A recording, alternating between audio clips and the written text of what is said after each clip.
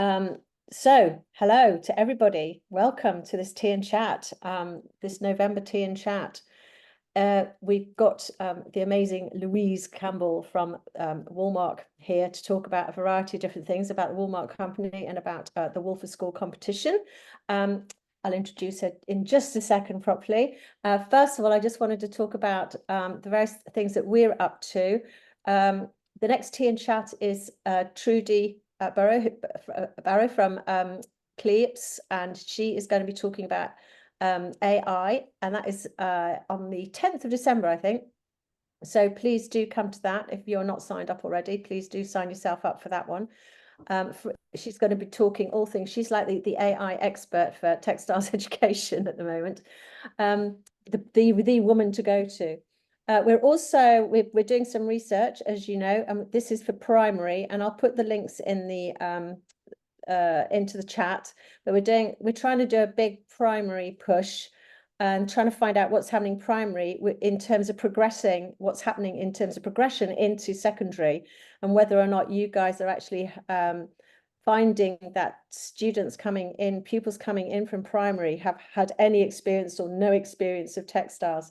It'd be really useful for us to find this out, because we want to do some create some resources for teaching textiles either through D&T or art and design in primary. So if you can either pass this survey on to any primary feeder schools that you've got, or if you are a primary, that would be brilliant if you could complete it. Or if you know any primary teachers, just get them to complete the survey, and I'll stick that in the chat, and I'll also put it on the follow-up email tomorrow. The other big thing that we're doing is trying to lobby people to either take part or actually do the survey that the government has called for, the call for evidence by the DFE for curriculum, changing the curriculum, reviewing the curriculum. They don't want to change it as in completely rewrite it. It's not a revolution. It's more of an evolution of what's already there. So if you have any thoughts, ideas, evidence about how you think either D&T or art textiles, but I think predominantly it's D&T that we're looking at, because we think art textiles does actually do a really good job. The art and design textiles GCSE, but the D&T textiles GCSE not so much. It might be that your school has dropped D&T altogether, or has dropped textiles, or has pushed textiles from D&T into art and design. We'd really like to know. And if you have any thoughts, ideas, evidence that could be relevant or support textiles continuing in the curriculum and continuing as a subject in schools, then please do either complete the survey or email me with your evidence, and I'll add it to our evidence. We're going to do the survey and put forward our own evidence as well. So if you can just have a spare moment during half term, whatever, to do this, again, I'll put those details both in the follow-up email tomorrow and in the chat. So without more ado, I'm going to hand over to Louise, who is working at the Woolmark board, the Woolmark. It's Woolmark, isn't it? It's a Woolmark company. And she is going to talk a bit about Woolmark, about the resources that they have for teachers, for schools, and about the Wool4School competition. Louise, hello. Hello. Okay, let me just share my screen. I'm hoping everybody can see this. Is that okay? Yep, that's up. Yeah, great. Okay. So yeah, thank you so much, Dawn, for firstly having me this evening, and also thank you for everyone joining. I know it's your evening and you're all very busy, so I appreciate you taking the time to tune in, and hopefully I'm going to give you some inspirational information, resources that you can use within your school when you're teaching textiles, D&T, art and design. So sorry, just a quick introduction to myself. So as Dawn said, I'm Louise Campbell. I work for the Woolmark company. I've worked for Woolmark for just over 8 years. So at the moment, I am sitting within the product and processing and education team. By that, I mean we have a global team of textile experts who are working throughout the value chain to develop new processing opportunities for wool and things and fibers compatible with wool.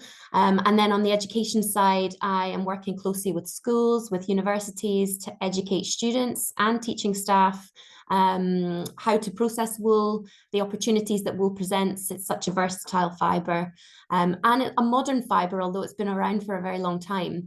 And I also work with brands and retailers and designers as well, just to broaden their understanding of what wool can do, because it's a pretty cool fibre. So I just thought I would, if I can go into the next slide. So yeah, I just thought I'd give an introduction to who Woolmark are, because I'm not sure you may have probably seen the textile symbol.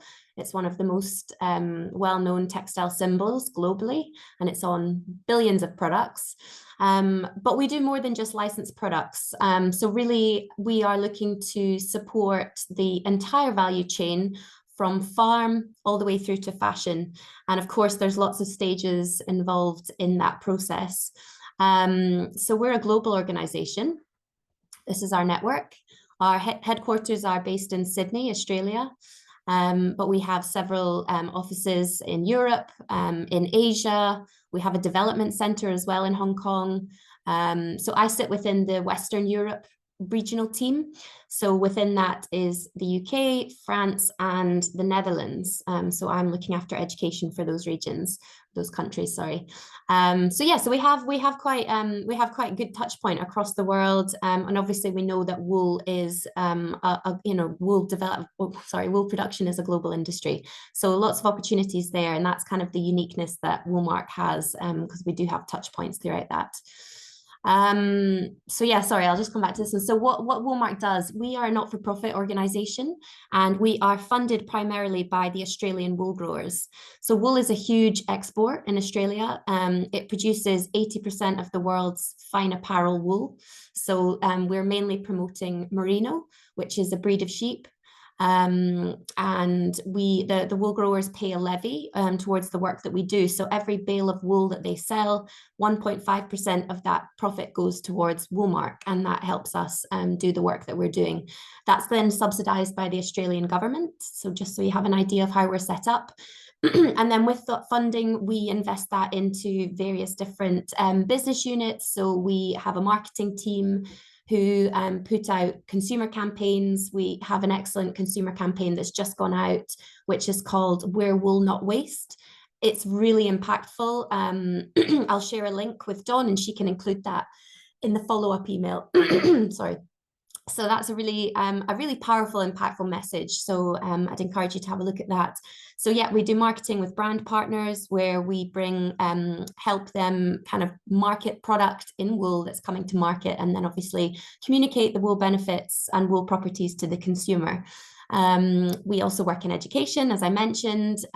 We have an on-farm team who are looking at R&D on-farm, whether that's looking at things like shearing, best shearing practice, rotational grazing, regenerative agriculture. So we have an on-farm team in Australia who are doing some of that R&D. And then over this side of the world, we are working with the supply chain on R&D projects to really look for opportunities where we can future-proof wool and look for less impactful processing opportunities. So yeah, and that's some of the things we do. We support brands with sourcing, supply chain connections, and just provide educational resources, which I will talk about a little bit later on. We do a lot, basically. So I guess, what is wool? I hope everybody kind of knows where wool comes from. It comes from a sheep. It's a really interesting fiber. Here is just a slide. I won't spend too long on it, but here is just a fiber comparison for you to see. I don't know how much people know about wool, so I don't want to bash you over the head with facts, but obviously we have lots more information. So if I haven't covered something, or you can ask at the end. But here under a microscope, you can see the wool fiber. So over on the left-hand side, you've got broad wool and then fine wool. And then obviously you've got other animal fibers there, alpaca, cashmere, and then you've got silk, linen, cotton, and obviously man-made synthetic fibers, polyester on the end. I want to show this slide because I think it's quite a good representation of the differences between fibers. So obviously you can see this really interesting scale structure, which is only visible on animal fiber or animal fibers, yeah. And then obviously you don't have those on the cellulosics and you don't have them on the synthetics. Now, that scale structure is really unique because it gives opportunities to do things like felting, which when controlled, you can create some really interesting looks. So we know wool goes into all sorts of end products like interiors, carpets, melting fabrics for coating. So that's where you can really optimize those scale structure under certain conditions and design fabrics that way. But it also acts as a durable water repellency. So if you think about the sheep on the farm, they have to withstand lots of different environmental conditions, whether that's hot climates in Australia or whether that's over this side of the world where you've got very wet conditions. So there's a real range of environmental conditions there. And Mother Nature has formed this fiber all naturally through grass, sun, and water. So it's produced naturally and it's a completely renewable fiber as well. So why wool? So yeah, as I mentioned, wool is a really clever fiber, and this is wool under a microscope. It has an insanely complex cross section, which you can see here. So when you slice away at a wool fiber, you can see all these different elements that all give it all these different properties and benefits that we know wool to have. So you don't need to know all of this, but if you are interested, you can have a bit more of a look on the website at this. But all the different structures give the wool different benefits that obviously the wearer or the end user can really capitalize on. So whether that's things like fire resistance, whether that's anti-static, strength and durability. As I said, you've got this outer scale structure, which creates a natural water and stain repellency. And it also said, I don't have a wool fiber to show you, but when you look at wool close up, it's got this really unique scale structure, this really unique crimped structure, which has not been created through hair crimping irons. That's just produced naturally, and that gives the fiber a natural elasticity. And because it has that, it also traps air. So it can do quite clever things and seemingly contradictory tasks. So when you're wearing wool next to skin and it's been processed in a certain way, it can trap air and hold in heat, so you can be wearing it in colder climates. But then it also has this really incredible natural ability to manage moisture. So when you are wearing a wool garment and you start to exercise, it can actually draw that sweat particles, the moisture vapor, not moisture, but moisture vapor away, and then it holds it in the fiber and then releases it during washing. So yeah, again, just trying to keep the body cool when you start to sweat and you start to produce water vapor and heat. So it's a super clever fiber. This is done completely naturally, and actually synthetic labs have been trying to reproduce what wool can do with man-made and synthetic fibers for many, many years. If they are successful, it would be the world's most expensive fiber because, yeah, wool can do a lot. And as I said, it's all natural. So that there's more information on the website, but I just wanted to give a bit of an overview there. So wool has some really impressive sustainable claims as well. So unlike synthetic fibers, wool obviously can biodegrade in earth. So when it's a natural fiber, because it's made of a polymer, which is similar to our hair called keratin. So when you put wool into the ground, over time, 3 to 4 months, it will actually biodegrade and it will give nutrients back to the soil. So that's when we talk about wool having a completely circular structure. And then obviously when you put it into water as well, when it starts to break down, you're not actually contributing to the world's microplastic issue, which obviously in this day and age is really important. And, you know, lots of brands are looking at this at the moment. And obviously when we think about measuring a garment's footprint and the impact that it has on the earth, I think that's a really great advantage that wool has naturally. And yeah, this slide is really just to demonstrate that. So it's a solution to microplastic problem, but then at the bottom you've got polyester, which produces 65 million tons of plastic from textile fiber each year. And that's going straight into our water, into the fish, into our diets, which obviously is not good. So wool has a long processing journey, so from sheep all the way through to end product. Generally, that can take up to 18 months, so that can be quite a long system, but you've got so many different opportunities there to manufacture wool in different ways to create different products. As I said, it's a super versatile fiber. So we see it in lots of different products, whether that's on the kind of more woolen side, which is more bulky and durable, which you'd use a broader wool. So a thicker wool, which you'd get more from sheep in like the UK, who produce a much tougher micron. So you see that in end uses like carpets and footwear, where you need more durability. But then you also have fiber from sheep like merino, that different breed, that produces much finer wool. And you would see that in products that are close to skin, next to skin, like fine knitwear or intimates as well. So you have lots of opportunities. And of course, you can have innovation happening in all parts of the supply chain, whether that's machine technology, whether that's yarn spinning, whether that's weaving, knitting, you name it. So we see wool going into lots of different end products. And I think actually this is one thing in my role that I come up against quite a lot of time. So students, when we talk about wool, they immediately go to an itchy, scratchy jumper that their grandma knitted. And that's just really not the case. It's a common misconception. Wool can be processed in lots of different ways. As I mentioned, there are different breeds of sheep that produce different types of wool, and all of those can be harnessed and optimized to a certain end product. So yeah, there's lots of opportunities there.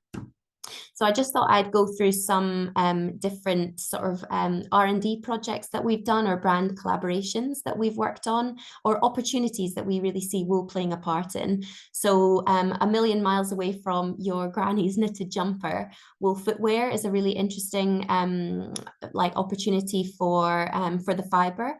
So obviously the footwear industry produces 23.5 billion pairs of shoes annually.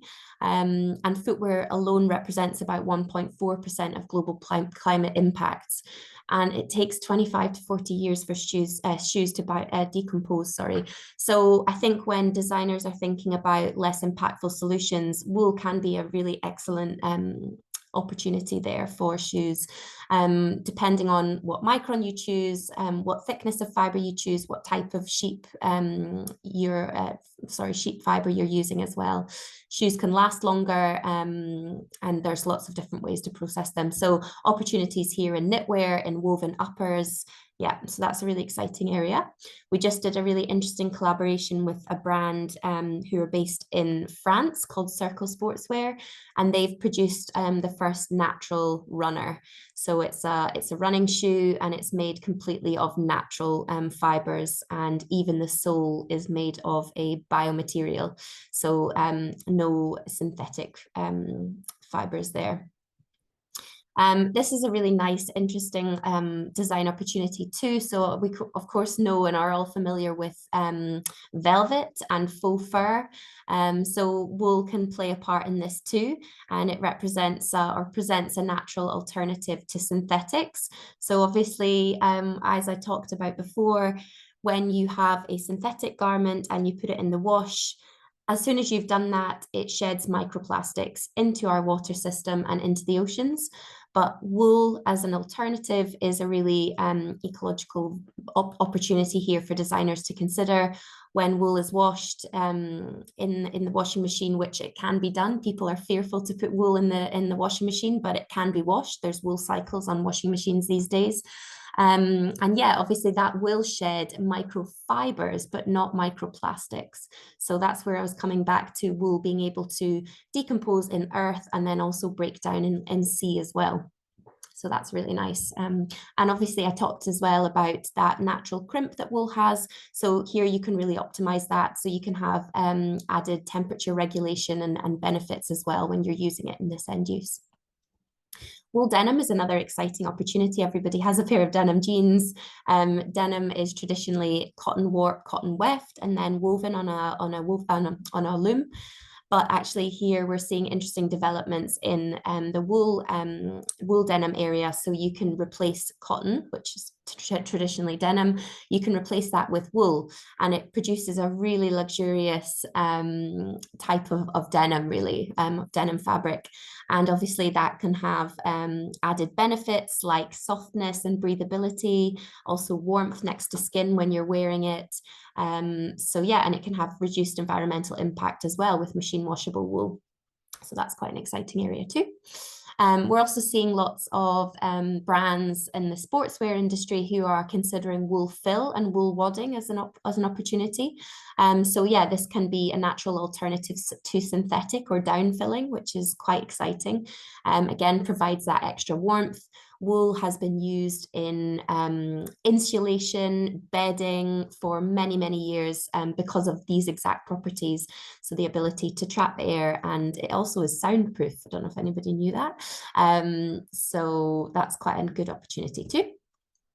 We're also seeing this wool play a part in sort of more athletic and athleisure wear. So we've done some nice collaborations with sports brands looking at using wool in yoga wear. So when you blend it with other different types of yarns or fiber constructions, you can create a really comfortable and structural garment worn next to skin. And with knitwear technology these days, you can explore different types of patterns, different types of placement, whether it's like breathability opportunities with pointelle on a knitwear machine. And as I said before, it has fantastic temperature regulation and moisture wicking abilities. So for the sportswear industry, it's a really good, it's a really good option. This is another quite exciting one, wool swimwear, which you'd probably think, what? But actually it's a really exciting development that we've been working on with a few different companies. So you can have a 100% wool board short, which actually a brand in Australia have commercialized. As it's a really light fabric when it's woven, it can be quick drying. And also if it's woven into a certain density in terms of the structure on the loom, it can also create different wind resistance properties as well. And obviously going back to the microplastics solution as well, this is another great thing to consider. So there's lots of things on the market looking at wool swimwear. So what can you design in wool? So that is a real like quick whiz through of some R&D projects that we've done with brands. But I also want to focus more today on our Wool4School competition, which will be relevant to you all. So Wool4School, as I mentioned, we do a lot in education. We think that educating the next generation about better processing, where our garments come from, the impact that garments have on the environment is really important. And if they're aware of these much earlier on, when they are considering design careers or whatever it is they want to do in their professional career, they can bear this in mind and consider wool as an option. So Wool4School is kind of exactly that.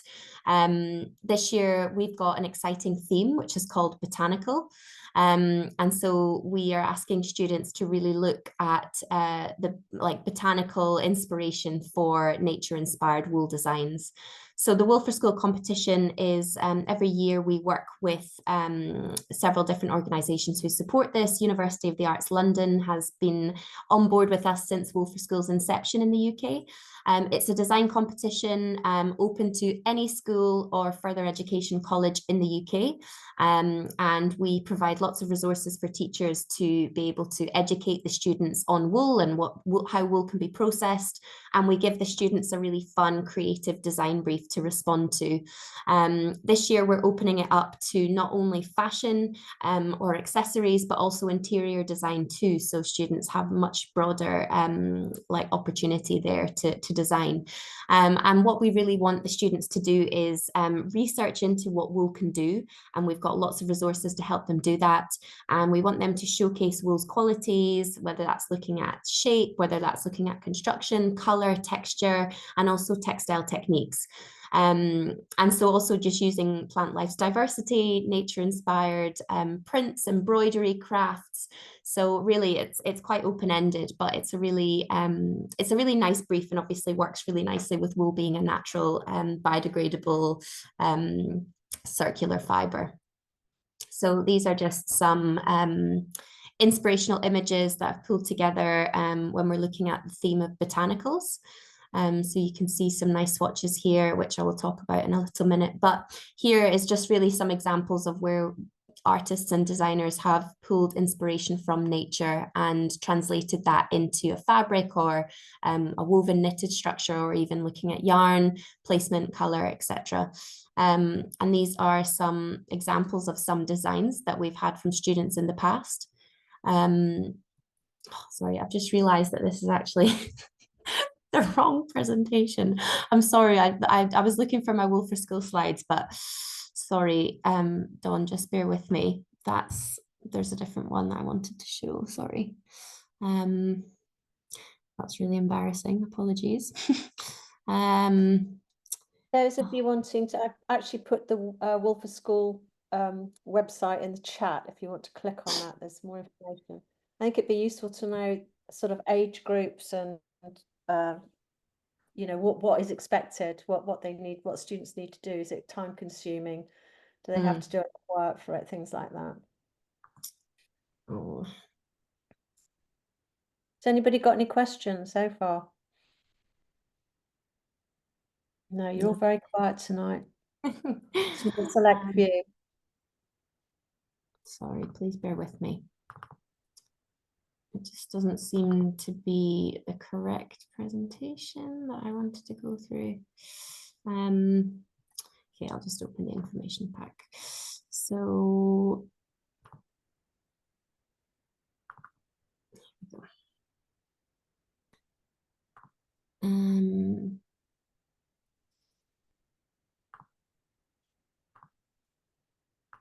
here we go. Okay, can everyone see that? Yeah, okay. So yeah, so sorry, this is what should have just been in between those. So this is the Wool4School design competition, and this information pack is available on the website for you to download when you register. So yeah, as I said, the Wool4School is an annual student design competition, and really encouraging students to use merino wool and come up with innovative, thought-provoking, creative designs. So as we're a global organisation, we run the competition in Australia and Italy and the UK. And we've actually gone to involve over 100,000 students globally, which is quite exciting. And I should add, it's free. So yeah, this is this year's brief, which I obviously had some nice imagery there just to show you in that previous presentation. But we're really wanting students to look at botanical as a theme. So use nature as the source of inspiration, and yeah, see what imaginative and creative things they can come up with. So looking at plant life, drawing on nature's artistry, plant-inspired wool designs, prints, embroidery, decorative crafts, techniques, all to sort of relate back to nature. And we can really be exploring here color palettes or different types of designs that people have already come up with, but using that as a source of inspiration that ties back into this theme. And we obviously want the students to educate themselves about what wool can do naturally, and consider that in their final design. So they can have a design that answers the fashion, it can have a fashion end product, accessories, interior design, and it can consist of 1 to 4 pieces, but it must be made up of at least 70% wool. So for teachers, in terms of how to participate, so we have a website which Dawn has kindly shared in the chat.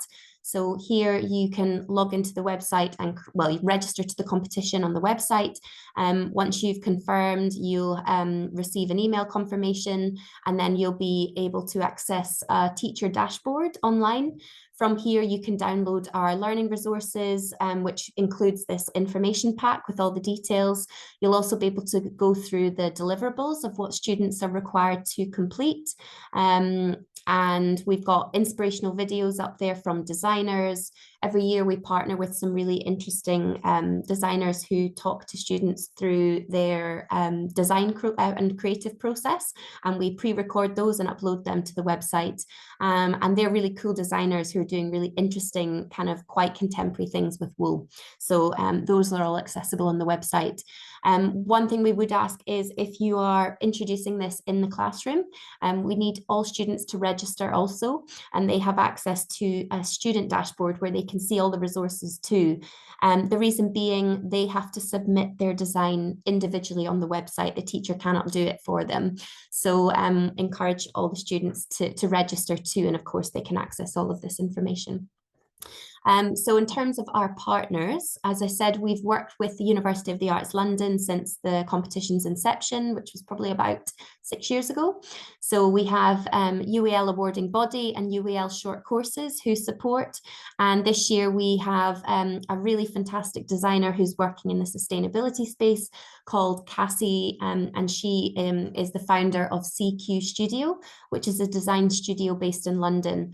So we've actually just been doing some filming with her, and she took us through how you could interpret this brief, botanicals, and as a designer, how she would start to go through that creative process from inspiration through to design development, and then development, presentation, final design.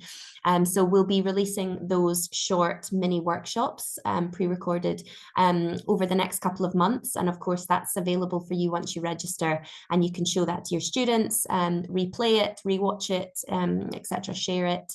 So that's kind of incoming. So as it's a competition, there are obviously some prizes which are really exciting. So we select a junior winner and a senior winner, overall student winners. So the junior winner, which is GCSE or equivalent age bracket. So the junior winner will get to do a half-day workshop with Cassie, CQ Studio in London.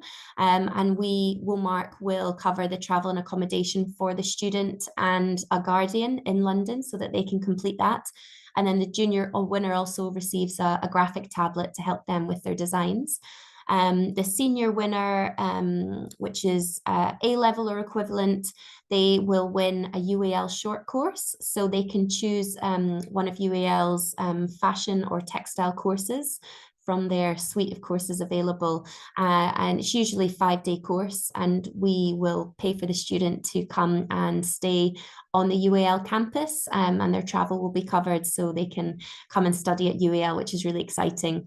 They'll also get to do a half-day workshop with Cassie at CQ Studio. We'll cover the accommodation for one night for the student and the guardian.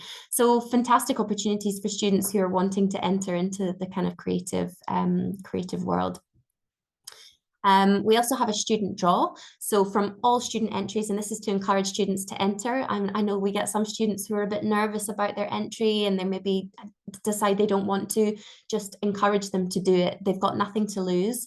We actually have a student draw. So from all the students that enter, we will have a lucky draw, and that student can win a year's subscription to Vogue magazine. We also have a teacher draw as well, and we know that teachers are always keen for materials for the classroom, so we'll actually award the teacher with wool materials, and so you'll have all of that to use in the classroom. in terms of getting inspired, so we have lots of different resources available on the website once you register. So the information pack, which is what I'm going through now, that's all up there.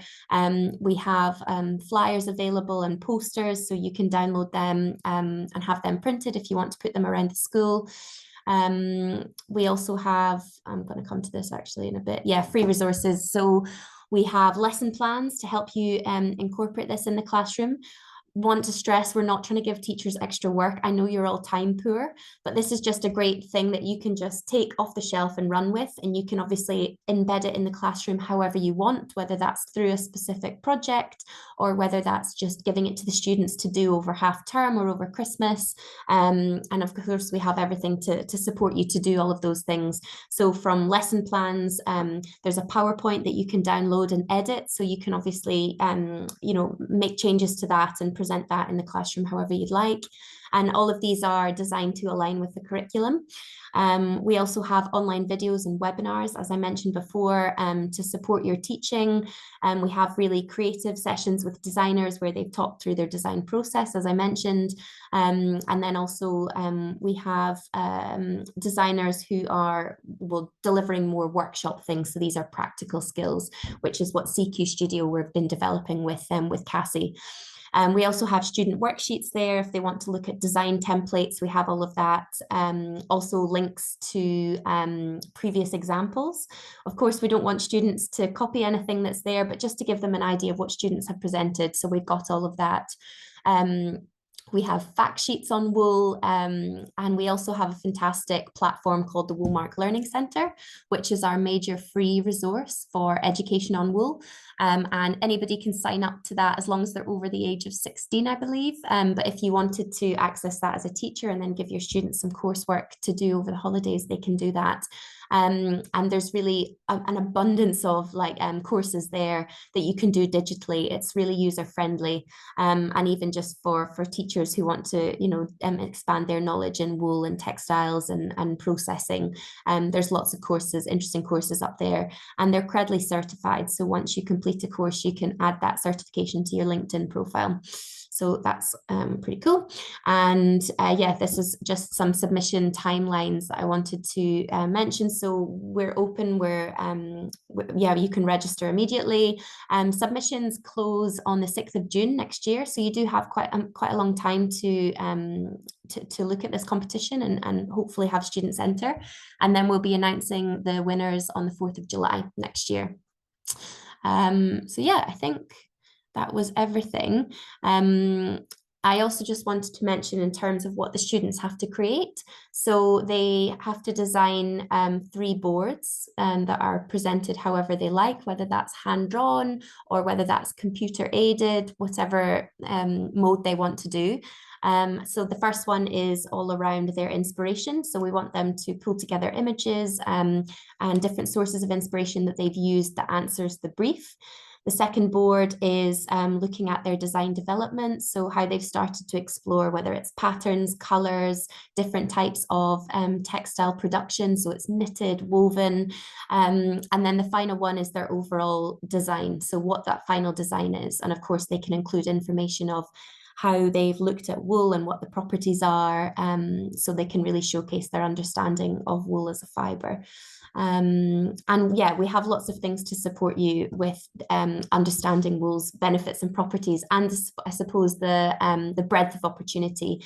We have something on the website called the Wool Lab, which is a digital sourcing tool, and again we'll share a link to that as well, but that's a fantastic resource if you just want to get your students started on exploring what wool can go into in terms of fabrication.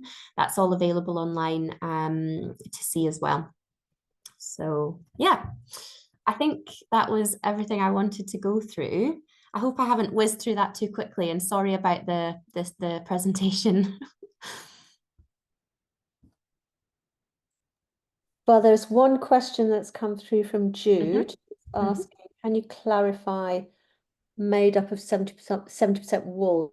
Does that mean students can reference wool blends in their designs, or that Exactly. some elements of their designs can be made of different fibres? Exactly. No, we say minimum 70%, but that can be if they're doing, multiple products within their the overall design, they can look at blends, of course, because we appreciate not everything can be made of wool, and obviously you can lean on other fibers, whether it's natural or synthetics, however you want the end product to perform.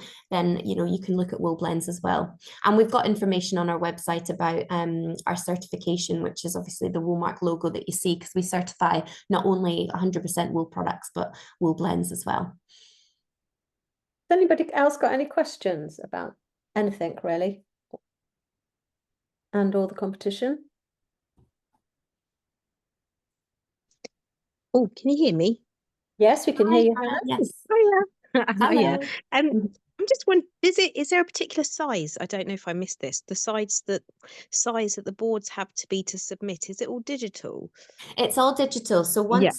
once the students register, there's a submission kind of portal, and they go in Okay. and just upload their boards. So whether that's if they've been working on it like physically, then obviously they can scan that in and then upload it in a PDF format, or if they've been doing it online. But I think there's a maximum file size that they can upload, but I don't know that off the top of my head. But it's all on the website. Okay, lovely. That's great. Thank you. Problem. Claire is asking, are they expected to create samples? Is there a good supply for wool that can be recommended for colleges? Yeah, so no, it's a digital competition, so you do not need to actually physically make anything. Of course, if that's part of your coursework anyway, and this ties into what you're delivering, then of course we would encourage that, but it's not essential, and the students won't be marked down for not physically creating anything. I think what's really nice is the workshop that we've been filming with CQ Studio, which is going to be coming out this month in our kind of newsletter. Once you register, you can sign up to our newsletter, and that will be housed on the website. But what Cassie's really going through is the fact that if you don't have access to wool materials, there's other things that you can do to play around and create and be sort of hands-on with your textile skills. So whether that's going to charity shops and getting old garments and then taking them apart and then reusing the yarn, or just experimenting with different ways you can actually repurpose a garment. So I think that's a really interesting way to think about it as well. And we don't expect all colleges and schools to have access to wool materials. So I hope that answers your question. Tracy, I think, just wants clarification on the different age groups. So she's saying, is it GCSE and above, or is it up to GCSE and then up to A level? What's the... Yeah, so it's GCSE level or equivalent. So I think that's age 14 to 16, if I'm correct. And then from A level is 16 to 19. Okay. Is that clear, Tracy? Do we answer the question? Right. Anybody else got any questions?